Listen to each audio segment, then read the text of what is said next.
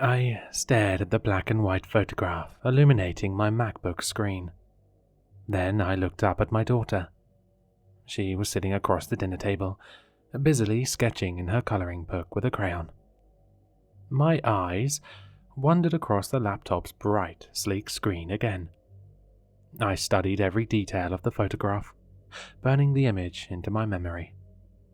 The tousled coal-black hair, the doe eyes, the button nose, the beauty spot on the chin.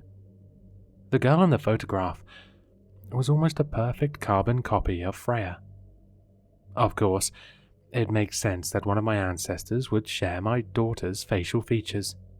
But still, the resemblance was uncanny.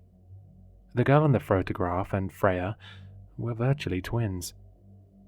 The girl in question was apparently one of my great-great-great aunts from my mum's side. I signed up to Ancestry.com earlier that day, and it didn't take me long to find her in my family's archives. The life story section under the photograph helped me to fill in the blanks. When Anna Allison Seaver was born on 7th of August 1872 in Tappahannock, Virginia, her mother, Lottie, was 17. In 1877, Lottie was committed to a Central State Mental Hospital, Petersburg, Virginia. Anna spent most of her childhood in Brooks Orphanage. I scrolled further down the gallery section. An assortment of old photographs popped up on the main screen.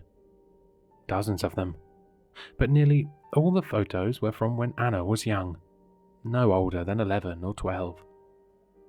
There weren't even any photographs of her in her late teens or early 20s. I found out the reason why when I discovered the death records. Name: Anna Allison Seaver. Cause of death: smoke inhalation. Date of death: 12th of January, 1883. A fire occurred on the night of the 12th of January, 1883, at Brooks Orphanage in Roanoke, Virginia. 45 children and 3 adult employees died as a result. I froze, feeling my heart sink. Chills tingled down my spine. 12th of January. That was the same day my daughter Freya was born. Anna Seaver died on the 12th of January, 1883. Freya's birth date was the 12th of January, 2012. It's just a coincidence, I told myself, brushing aside that sense of unease I felt from the pit of my stomach. A disturbing coincidence, but a coincidence nonetheless. I had yet to find out just how wrong I was. I browsed through the old archives, unraveling the short story of Anna Seaver's life, one faded photograph at a time. I found myself lingering on one of the photos. It was a photo of all the children at Brooks Orphanage. It looked like your typical class photo. The children in the front row were sitting down, and the ones in the back rows were standing. All of them had somber faces, except for Anna. Anna was on the right corner of the front row. There was the faintest hint of a smile on her face. A feeling of unease washed over me when I saw that smile. Honestly, I felt that same unease when I looked at all the other photos too. They were all equally as unsettling. Stare at each one long enough, and you'd feel this suffocating darkness in the air around you. A strange symbol reappeared in some of the photos. The symbol was of an X inside a hexagon. The first time I saw the symbol was on the necklace Anna wore in one of her portraits. I saw the symbol again in the photograph where all the orphans were together. It was chiseled into the wall of the stone building that stood in the background. What does it represent? I remember thinking to myself. I assumed it was just some type of emblem for the Brooks Orphanage organization. I spotted the symbol in a handful of other photos. There was a picture of Anna and a boy sitting on a bench. Stitched onto the boy's coat was a lapel pin, decorated with that symbol. There was another picture of Anna sitting on a rocking chair, posing with a doll. The wallpaper in the background had patterns of that symbol. You had to look really hard to see it. My curiosity was nudging me, inviting me to discover more. I had to learn more about this Anna Seaver.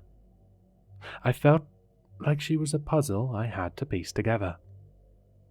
I wanted to spend more time researching. I could have spent hours scraping the bottom of Google's barrel for information. But Freya had school in the morning, and I had work. I closed my laptop and called it a day. Freya, it's time for bed, sweetie. Why don't you finish up that drawing? Just a second, Mum. Freya chirruped, her black crayon scratching and dancing across the paper. Nearly done. Just one more finishing touch, and voila. She sat back and admired her finished product with a smile. Freya had a smile that could light a candle. You couldn't help but smile when she smiled. It was contagious. I approached her. And what masterpiece have you created for us today then, Da Vinci? It's a surprise, Mummy, she said, smiling mischievously as she pulled the paper to her chest. Close your eyes. I closed my eyes. Okay, you can open them now. When I opened my eyes, I saw something that chased the sleep out of them. My eyes widened as I stared at my daughter's drawing. It was a stickman drawing of her and me, standing outside our house, with smiles on our faces. There was a big yellow sun in the sky. She even coloured the sky blue. It almost looked like a drawing you'd expect from a 10-year-old child. Almost. Crude symbols were scrawled all over the drawing in black crayon. They were the same symbols I found in those photos. An X inside a hexagon. I looked at Freya, trying to hide the concern from my face. Freya, what does this mean? I said, pointing at the symbols. Why did you draw these symbols, dear? Freya stared at me for a moment, scrunching up her eyebrow as if she was turning the question over in her head. Finally, she just shrugged. I'm not too sure. I guess I just like the pattern. Silence fell in around us. Okay, I said, kissing her on the forehead. Off you go. Get to bed.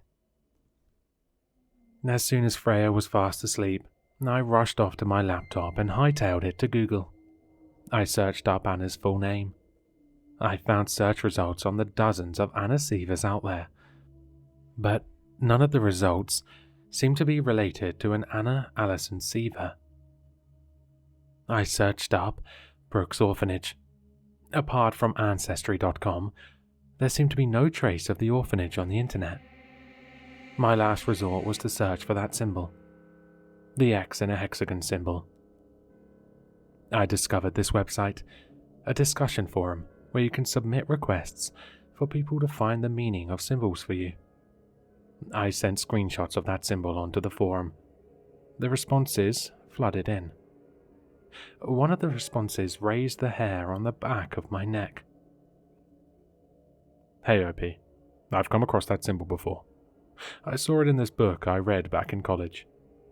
If I remember correctly, that looks like one of the cryptic letters used by the No Eyes. No Eyes was a satanic cult that used to be active in the late 1800s, early 1900s. As the story goes, their members were trying to find ways to achieve immortality, to live forever by inhabiting new bodies and letting their spirits pass through their descendants. Of course, take all of that with a grain of salt. A large part of their story is probably myth. There's not a great deal of information on them out there. I'll try and find that book for you. I hope this helped.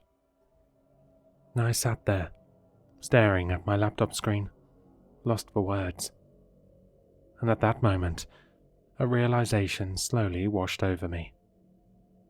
It was the realization that the girl sleeping upstairs might not be my daughter, but something else entirely.